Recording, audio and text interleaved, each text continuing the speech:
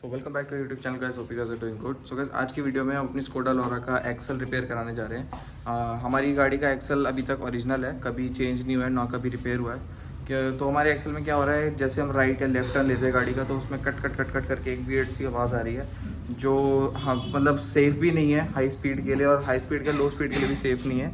उससे काफ़ी दिक्कतें आ सकती हैं। और दूसरी चीज़ ये कि हम पहले सोचते थे कि हम इसमें एक्सल्स नए लगवाएंगे या फिर सेकेंड हैंड ले लेंगे, बट वो हमें सही नहीं लग रहा, क्योंकि नए तो बहुत महंगे हैं और सेकेंड हैंड का हमें पता नहीं कंडीशन कैसे मिले ना मिले।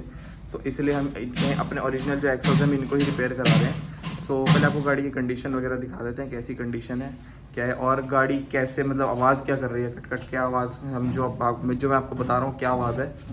तो आवाज़ सुना के आप फिर लेके चलते हैं गाड़ी रिपेयर कराने। खर्चा वगैरह सब वीडियो के एंड में बताएंगे कि क्या हमारा खर्चा हुआ गाड़ी को रिपेयर कराने में। So let's go. भाई जैसे मैं आपको बता रहा था, इसके एक्सल में से आवाज़ आ रही है, और एक इसका बूट ये वाला मेरी तरफ से राइट साइड वाला बूट लीक हो रहा है, इसका ये वाला एक्सल का। मैं आपको भी दिखा भी दूंगा, कार पहले बाहर निकालते हैं फिर दिखाता हूँ मैं आपको क्या कंडीशन है इसके एक्सल की, और चला के इसकी आवाज़ भी सुना दूंगा क्या आवाज़ आ रही है इसके एक्सल में से। तो गाइस पहले आपको इसकी आवाज़ सुना देता हूँ क्या आवाज़ आती है इसके एक्सल में से।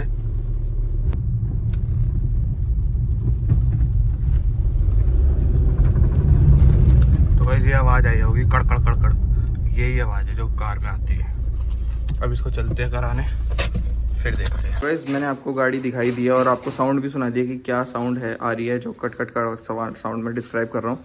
तो हम जो सबसे मेन रीज़न हमारा है इसको गाड़ी को सही कराने का, वो रीज़न एक ही है, वो है कि हमारी गाड़ी हाई स्पीड पे जो है कांपती है। मतलब 100 की स्पीड के आसपास अगर हम जैसे इसको लेके जाते हैं तो स्टीयरिंग वाइब्रेट करने लगता है। तो जिसका क्योंकि हमने इसकी अलाइनमेंट करा ली, व्हील बैलेंसिंग करा ली, टायर्स वगैरह भी व्हील रोटेशन करा लिया, सब कुछ करा के देख लिया, तो वो चीज़ उस हब भी हमने इसका, इसीलिए जो इसका व्हील हब था वो भी हमने चेंज कराया था, बट उससे भी ये प्रॉब्लम सॉल्व नहीं हुई। तो हमने अब लास्ट रिजॉर्ट एक ही बचता है कि हम इसका एक्सल करा लेते हैं। तो एक्सल से ही 90% ये है कि हम श्योर है 90% की एक्सल रिपेयर कराने से प्रॉब्लम सॉल्व हो जाएगी। नेक्स्ट चीज़ ये कि गाड़ी मोड़ते हुए बहुत आवाज़ करती है, वो बहुत इरिटेटिंग सी लगती है, तो इसलिए दूसरा रीज़न ये है। और तीसरी चीज़ ये कि जैसे कि आपको पता है कि हम लोग देहरादून में रहते हैं और हम लोग थोड़ा पहाड़ वहाड़ में घूमने जाते रहते हैं, तो पहाड़ों में टर्न्स वगैरह थोड़ा ज़्यादा होते हैं, इसलिए पहाड़ों में अगर एक्सल वगैरह टूट जाए तो दिक्कत हो जाती है। तो इसलिए हम पहले से ही इसको रिपेयर करा लेते हैं ताकि हमें आगे जाके दिक्कत ना आए, तो इसीलिए हम इसको रिपेयर करा रहे हैं।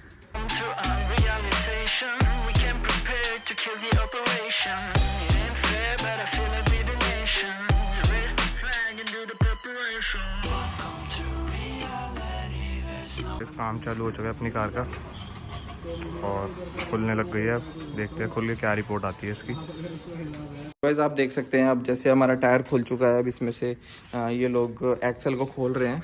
अभी फिलहाल लेफ्ट साइड वाला एक्सल खोला जा रहा है, मतलब 4 पैसेंजर साइड। तो दोनों एक्सल एक साथ करा रहे हैं हम, फ्रंट के दोनों करा रहे हैं, बट दिक्कत हमें ज़्यादा जो है को पैसेंजर साइड वाली है, बट हम करा दोनों रहे हैं क्योंकि एक साथ ही दोनों करा लेते हैं तो उसमें ज़्यादा बेटर रहेगा।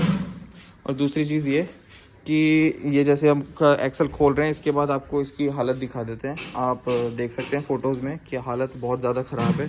जो इसकी जो गोलियां होती हैं वो भी ख़राब हो रखी हैं, ग्रीस वगैरह सब, शिफ्ट बूट जो बूट होता है इसका वो भी एकदम फट रखा है, ग्रीस हाँ, जो बेरिंग्स जो होते हैं हमारे उनमें स्क्रैच आ रखे हैं, वो भी आप देख सकते हैं। जब आपको एक चीज़ और बताता हूँ कि अगर आप इस गाड़ी का एक्सल कराने आ रहे हो तो थोड़ा टाइम लेके आना, क्योंकि जैसे अगर कोई नॉर्मल गाड़ी स्विफ्ट वगैरह हो गई है, सिंपल i20 भी हो गई है, कोई भी गाड़ी है, तो इनका एक्सल खुलने में बहुत इजी रहता है और बहुत जल्दी काम हो जाता है। 1 से 2 घंटे के अंदर सारा काम हो जाता है। बाकी इसका 1 से 1.5 घंटा में एक्सल खुलवाने में लग गया है, तो इसलिए थोड़ा टाइम निकाल के आना, क्योंकि जो जिनसे हम रिपेयर करा रहे हैं वो भी कह रहे थे इसका थोड़ा टिपिकल होता है काम, तो इसमें थोड़ा टाइम लगता है। गाइस एक्सल हमारे रिपेयर हो चुके हैं, आप इस फोटो में कंडीशन देख सकते हैं पहले और अब की क्या कंडीशन है, तो आप समझ आ ही रहा होगा कि कितना फ़र्क आ रखा है। बाकी अब इनको फटाफट इंस्टॉल कराते हैं, गाड़ी को लेके चलते हैं अलाइनमेंट बैलेंसिंग पे। अलाइनमेंट बैलेंसिंग कराने के बाद गाड़ी का आपको रिव्यू देते हैं। अब आप लोग सोच रहे हैं कि अलाइनमेंट बैलेंसिंग कराना एक्सेल के पास ज़रूरी होता है, नहीं तो मैं बता दूं कि ऐसा कुछ नेसेसरी नहीं है।